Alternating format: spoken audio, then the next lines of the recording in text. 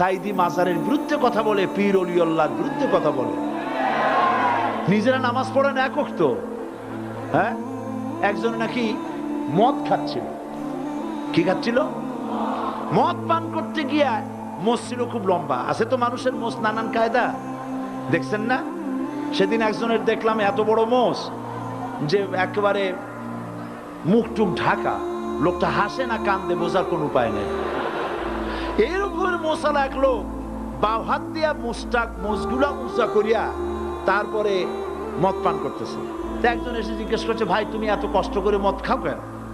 এক হাত দিয়ে উঁচু করে ধরিয়া তারপরে এত সাবধানতা অবলম্বন করে খাচ্ছ, কারণ কি? কয় যে ওলামায়ে কেরামদের মুখে শুনেছি কোনো কিছু পান করতে গেলে যদি মোষ ভেজে তাহলে নাকি মাকরু হয়।